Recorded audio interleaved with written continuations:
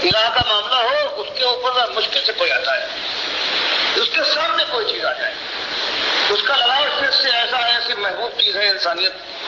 کہ وہ بہت ہی مشکل سے اکثریت جو ان کی ہے وہ مانتا ہے کہ الہ ہے، لیکن اس کے ساتھ شریک ضرور ٹھہرائے گی، تب جا کے اس کا پیٹ بھرتا ہے۔ بتایا گیا کہ مدت ہو گئی ہے، 8-10 سال 11 سال گزر چکے ہیں کہ ہماری طرف سے نبی اسی ایک بات کی طرف دعوت دے رہے ہیں، کتاب موجود، کتنے لوگوں نے اس کو قبول کر لیا ہے، لیکن جو اکثریت ہے ان کی دنیا والوں کی، دولت والوں کی، طاقت اقتدار والوں کی، کیونکہ خدائی کے جو مالک ہیں اس کے سنگھاگن میں بیٹھے ہوئے ہیں، ان کا حال یہ ہے کہ چاہے سمجھ بھی جائیں تب بھی اقدام نہیں کرتے، آگے نہیں بڑھتے۔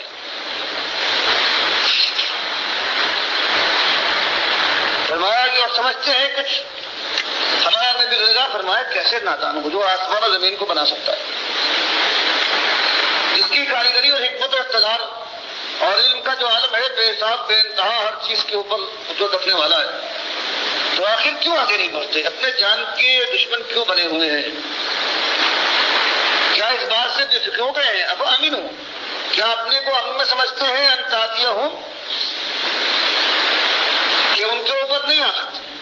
وہ اس خیال میں ہے کہ نہیں آ سکتا ہے ان کے اوپر۔ مالک فرماتا ہے کہ آپ اپنے کو امن سمجھتے ہیں، انتادیہ ہوں کہ آ جائے غاشیۃ من العذاب، کہ ایک ایسا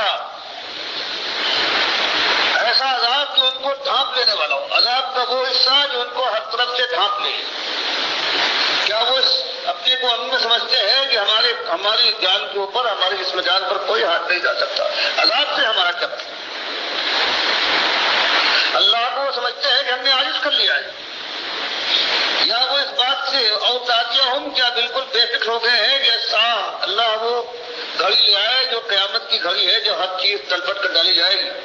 وقتاً یکایک وہم لا یشعرون، اور ان کو خبر بھی نہ ہو کب آئی اور کب وہ برباد ہوئے، یکایک جہاں پہ ان کو خبر ملی تھی اس طرف سے عذاب آ جائے یا اللہ کا نوشتہ پورا ہو جائے اور قیامت کی گھڑی آ جائے۔ فرمایا آخر یہ اتنے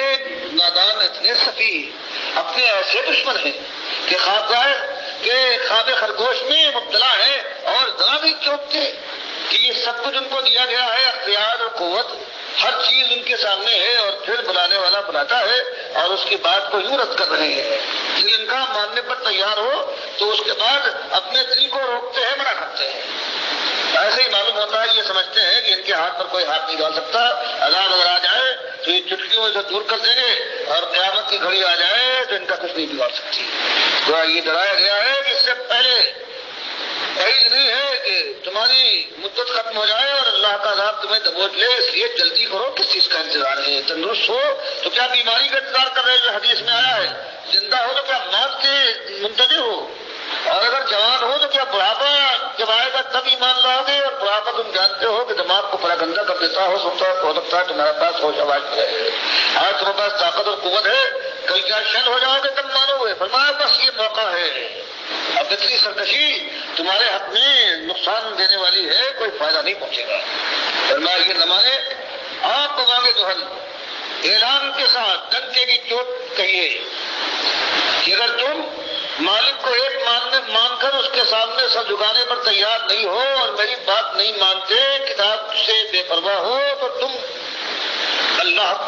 تمہارا معاملہ اللہ کے سپرد، لیکن میں اپنی طرف سے اعلان کرتا ہوں، کل فرما دیجیے حاضی سبیلی، جو میں توحید کی دعوت دے رہا ہوں کہ اللہ کے بندے ہو، اللہ کے سامنے ایک دن پیش ہوگی، اس کا پیغمبر کتاب لے کر بھیجا گیا ہے، اس کی بات کو مانو، اور تم دشمنیوں میں اتر آئے ہو، اپنی طاقت کا ڈراوا دیتے ہو، چاپلوسی رشوت پیش کرتے ہو، ہر قسم کی ترکیبیں کر رہے ہو، فرمایا میں تمہاری کسی لالچ میں، کسی دھوس میں، کسی خوف سے مجبور ہو کر میں کوئی مداہنت کرنے کو تیار نہیں ہوں۔ میرا تو وہی معاملہ 10-11 سال سے ہے اور انشاءاللہ آخری دم تک یہی معاملہ رہے گا کہ یہ میرا راستہ ہے، توحید کا راستہ جو جنت کی بادشاہی تک پہنچتا ہے، اور سنت کا راستہ یہ راستہ ہے آخرت کا راستہ، اور میں بتاؤں گا بغیر کسی لاگ لپیٹ کے ادعو اللہ، تم اپنے حضرات، اپنے دیوتاؤں، اپنے بابا، اپنے شیخوں کی طرف بلانے والے ہو، اور میرا عالم یہ ہے کہ میرا راستہ کیا ہے، ادعو اللہ، میری تو ایک بات ہے کہ اللہ کی بندگی کی طرف آ جاؤ، ایک مالک کے بندے بن جاؤ، سر جھکا دو، جو کہتا ہے وہ کرو بس۔ میری کوئی بہت لمبی چوڑی بات نہیں ہے، مختصر سی بات، سادہ سی بات، لیکن اگر سمجھو تو انتہائی پرکار کی ہے۔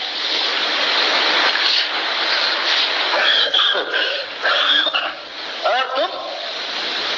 مجھے دعوت دیتے ہو، دنیا کو بلاتے ہو، ایسی دعوت جس میں کوئی اصل نہیں ہے، کوئی شرط نہیں ہے،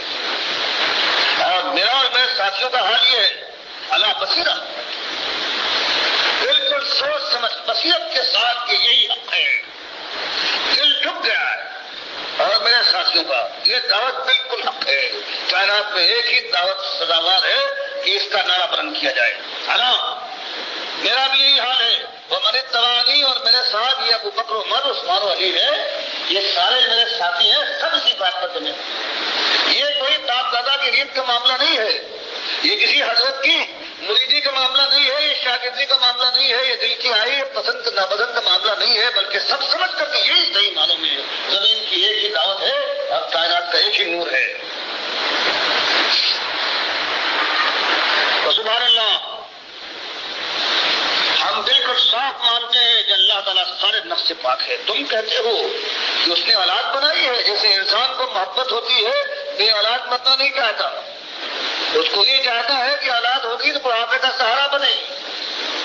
سمجھتا ہے اولاد ہوگی تو جو کچھ کام میں کروں گا تو میرا ہاتھ بٹھائے گی۔ تم کہتے ہو جیسے تم کو خواہشات نفس ہے، اللہ تعالیٰ بھی اس میں مبتلا ہے، اور اس نے بھی دنوں کی عورتوں کو اپنی بیوی بنایا ہے۔ یا ظالموں، تم نے اہل کتاب نے، یہودیوں نے الزام لگایا ہے کہ پروردگار نے حضرت مریم کو اپنی بیوی بنایا ہے۔ تم کہتے ہو ایسے زوردار ہیں، ایسے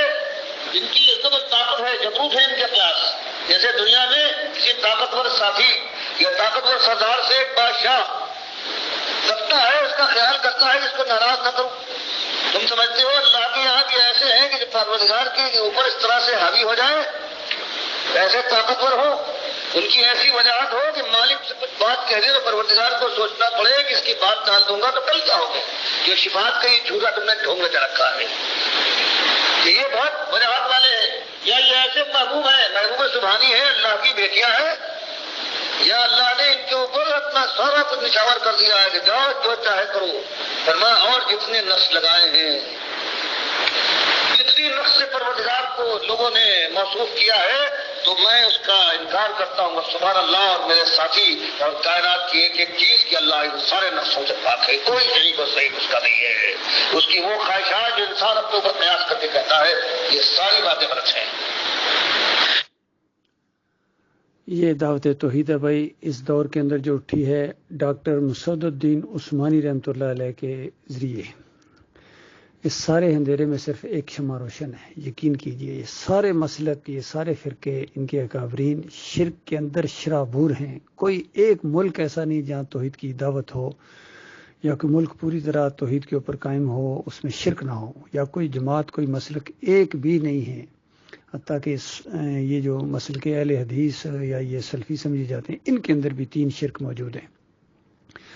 ان کا یہ عقیدہ ہے کہ نبی علیہ السلام ویسے تو حاضر ناظر نہیں ہیں، لیکن قبر کے اوپر اگر آ کے صلاۃ السلام پڑھیں تو اللہ تعالیٰ روح واپس کر دیتا ہے، خود سنتے ہیں، جواب دیتے ہیں۔ یہ جھوٹی روایت کے اوپر انہوں نے عقیدہ بنایا ہے۔ عبداللہ بن باز کا یہ فتویٰ ہے، جو انہوں نے کتاب سی جو بانٹتے ہیں کروڑوں خربوں کی تعداد میں حاجیوں کو عمرہ کرنے والوں کو، اس کے اندر ہی انہوں نے یہ جھوٹی روایت کے اوپر عقیدہ بنا دیا۔ اور دوسرا ان کا مشرکانہ عقیدہ یہ ہے کہ اگر کوئی دور سے پڑھے صلاۃ و سلام تو فرشتے یہاں لے کے آتے ہیں، یہاں قبر کے اندر نبی علیہ السلام کے سامنے پیش کر دیتے ہیں۔ یہ دوسرا شرک ہے ان کا۔ اللہ کے بندو بتاؤ اس کے بعد اب کیا رہ گیا ہے؟ کہاں جائیں، کس کے پاس جائیں دین سیکھنے کے لیے؟ تو لہٰذا اللہ کا نام لے کر اٹھو۔ یہی ڈاکٹر صاحب دعوت دے رہے ہیں کہ بتاؤ، جس طرح حدیث میں بھی آتا ہے کہ کب اٹھو گے، یعنی کس چیز کا انتظار کر رہے ہو؟ کبھی جوان ہو اگر تو بوڑھے ہونے کا انتظار کر رہے ہو کہ جب بڑھاپا آ جائے گا اس وقت اٹھو گے، یا ابھی صحت اللہ تعالیٰ نے دی ہوئی ہے، گبرو جوان ہو اور رگوں میں خون یہ گرموں سیال دوڑ رہا ہے، تو کس چیز کے انتظار میں ہوگے؟ جب یہ خون بالکل ڈھیلا پڑ جائے گا اور یعنی بوڑھے ہو جاؤ گے، اس وقت آؤ گے، جوانی ختم ہو جائے گی، طاقت ختم ہو جائے گی، اور ابھی صحت ہے تو کیا بیماری کا انتظار کر رہے ہو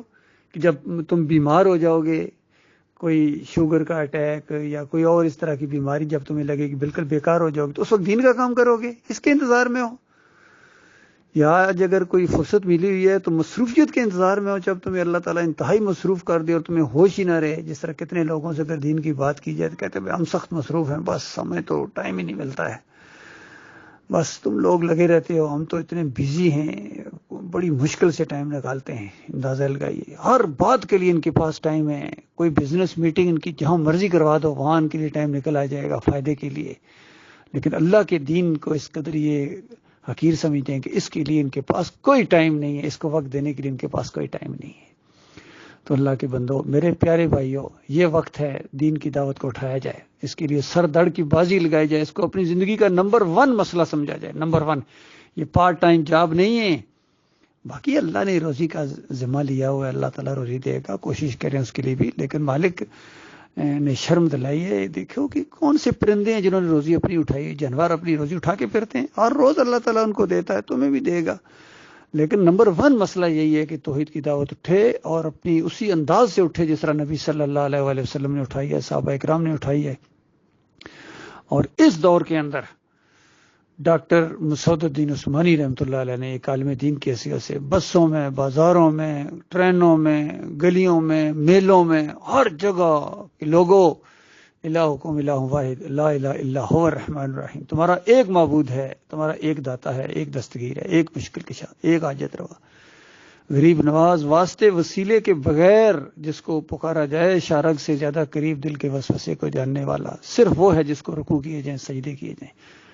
باقی نہ ابراہیم علیہ السلام سجدے کے لائق ہیں، نہ یعقوب علیہ السلام، نہ یوسف علیہ السلام، جب نبی علیہ السلام سجدے کے لائق نہیں اور رکوع کے لائق نہیں ہے پھر اور کون ہو سکتا ہے؟ اللہ کے بندو، نہ اللہ پر الزامات لگاؤ۔ آج جتنے مسلک ہیں بے ایمانوں نے یہ تفسیریں کی ہیں، انہوں نے اللہ پر الزامات لگائے ہیں، اللہ پر، کہ اللہ نے کسی کو بیٹا بنا دیا، اللہ نے کسی کو نور کا ٹکڑا بنا دیا، اللہ نے سجدہ کروا دیا، اس طرح کی باتیں اللہ نے کروا دی۔ اچھا، اللہ شرک کروا رہا ہے؟ اللہ نے جناب ان کو